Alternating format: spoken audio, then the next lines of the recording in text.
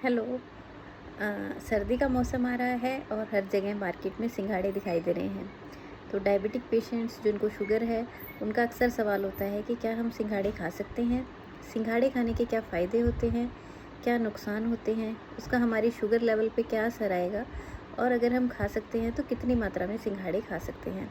तो आइए आज आपके इन सवालों का जवाब देते हैं। सबसे पहले हमें पता होना चाहिए कि सिंघाड़ा है क्या।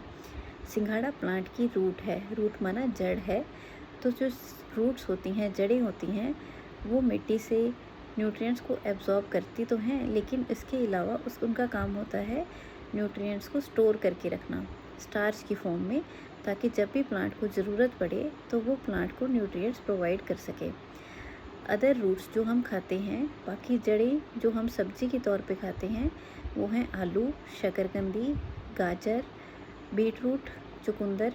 तो इस तरह से सिंघाड़ा भी एक प्लांट की रूट है। चाहे इसका इंग्लिश में नाम वाटर चेस्टनट होता है, बट ये एक नट नहीं है, ये एक रूट है प्लांट की। चाहे हम इसे कच्चा फ्रूट की तरह खाते हैं, बट ये फ्रूट नहीं है, ये एक वेजिटेबल है जो कि प्लांट की जड़ है। तो हमें पता होना चाहिए कि सिंघाड़ा प्लांट का कौन सा पार्ट होता है जो हम खाते हैं। तो अगर हम न्यूट्रिएंट वैल्यूज़ की बात करें सिंघाड़े की, तो लगभग 100 ग्राम सिंघाड़े से हमें 93 किलो कैलोरीज मिलते हैं। तो अगर हम इसको कंपेयर करें दूसरी फ्रूट से, फॉर एग्ज़ाम्पल अगर आपको मैं सरल भाषा में बताऊं कि जैसे एक मीडियम साइज़ की बीट की रोटी से हमें 120 किलो कैलोरी मिलते हैं, तो 100 ग्राम सिंघाड़े से हमें 93 किलो कैलोरीज मिलते हैं। अगर हम 100 ग्राम पोटैटो खाते हैं तो उससे हमें लगभग 70 किलो कैलोरी मिलते हैं। और अगर हम 100 ग्राम एप्पल खाएं तो उससे हमें लगभग 60 किलो कैलोरी मिलते हैं। तो ऐसा नहीं है सिंघाड़े में कैलोरीज कम है, तो सिंघाड़े में कैलोरीज अच्छी खासी होती हैं। तो अच्छी खासी मतलब बहुत ज़्यादा कैलोरी नहीं होती हैं, लेकिन बहुत कम कैलोरीज भी नहीं होती हैं। तो सिंघाड़े में 100 ग्राम में मतलब 5 से 7 सिंघाड़े, डिपेंडिंग अपॉन साइज़ की, छोटे साइज़ के सिंघाड़े हैं, बड़े साइज़ के सिंघाड़े हैं, तो 100 ग्राम में लगभग 5 से 7 सिंघाड़े आते हैं। तो उसमें 93 किलो कैलोरीज होते हैं। क्योंकि ये वेजिटेबल है तो इसमें प्रोटीन्स और फैट्स बहुत कम मात्रा में होते हैं, लेस देन 1 ग्राम। कार्बोहाइड्रेट की अगर मैं बात करूँ तो वो लगभग 100 ग्राम में 21 ग्राम कार्बोहाइड्रेट सिंघाड़े में होते हैं।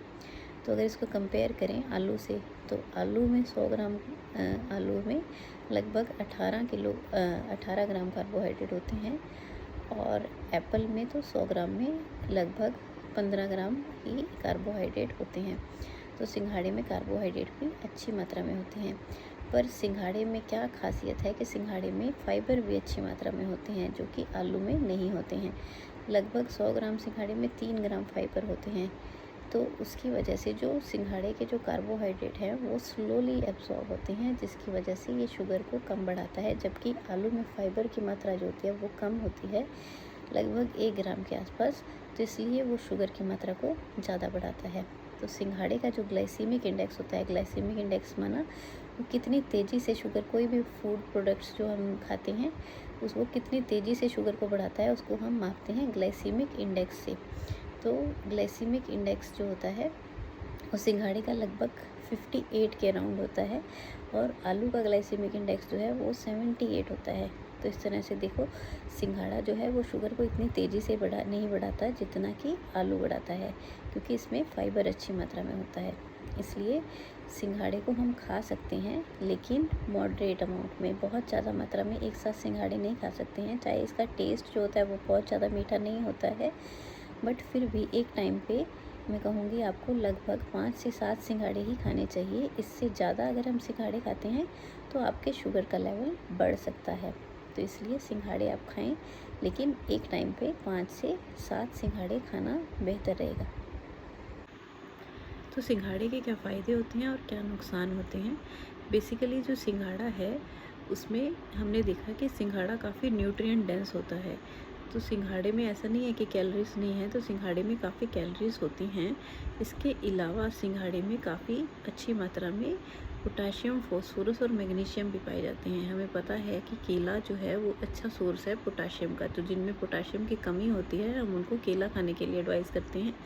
बट शुगर के मरीज़ केला अच्छी मात्रा में नहीं खा सकते हैं, क्योंकि केले का ग्लाइसीमिक इंडेक्स बहुत ज़्यादा होता है। केला बहुत जल्दी से शुगर बढ़ाता है।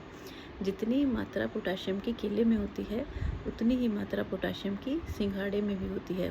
सिंघाड़े में इवन पोटाशियम केले से भी ज़्यादा होता है। तो पोटाशियम, फॉस्फोरस और मैग्नीशियम बहुत अच्छी मात्रा में पाए जाते हैं सिंघाड़े में। इसके अलावा भी सिंघाड़े में विटामिन B6, B12 भी पाए जाते हैं। तो जिन मरीजों में पोटाशियम की कमी है, तो उनको सिंघाड़ा खाना काफ़ी फ़ायदेमंद है। इसके अलावा भी सिंघाड़े में एंटीऑक्सीडेंट्स होते हैं, जो कि सेहत के लिए काफ़ी फ़ायदेमंद होते हैं, जो कि हमारे फैटी लिवर को रोकने में मदद करते हैं, हमारी इम्यूनिटी को बढ़ाते हैं। तो सिंघाड़ा एंटीऑक्सीडेंट्स के कारण भी शरीर के लिए काफ़ी फ़ायदेमंद होता है। इसके अलावा सिंघाड़े में फाइबर्स होते हैं, तो वो गट हेल्थ के लिए भी काफ़ी अच्छा है। जो माइस में स्टडीज़ हुई हैं, उसमें ये भी देखा गया है कि सिंघाड़े में कुछ फ्लेवोनॉइड्स होते हैं, जो हमारे गट में अल्फा ग्लूकोसाइडेज एंजाइम होता है, जो कि कम्प्लेक्स कार्बोहाइड्रेट को सिंपल कार्बोहाइड्रेट में कन्वर्ट करता है, उसको भी कुछ मात्रा में इनहिबिट करता है।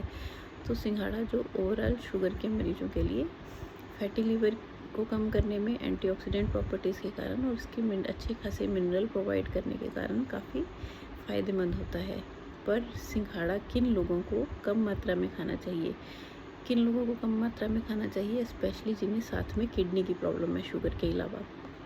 शुगर के साथ साथ जिनको किडनी की प्रॉब्लम है, उनको सिंघाड़ा खाने से थोड़ा परहेज़ करना चाहिए, क्योंकि इसमें काफ़ी अच्छी मात्रा में पोटाशियम और फॉस्फोरस होता है, जो कि हम किडनी के मरीज़ को कम मात्रा में खाने को कहते हैं, क्योंकि ऑलरेडी उनकी बॉडी में पोटाशियम और फॉस्फोरस की मात्रा ज़्यादा होती है। तो इसलिए सिंघाड़े को जिनको किडनी की प्रॉब्लम है, या जिनको पोटाशियम ज़्यादा मात्रा में नहीं खाने के लिए कहा गया है, या फॉस्फोरस कम मात्रा में खाने के लिए कहा गया है, तो उनको सिंघाड़ा खाने से थोड़ा परहेज़ करना चाहिए।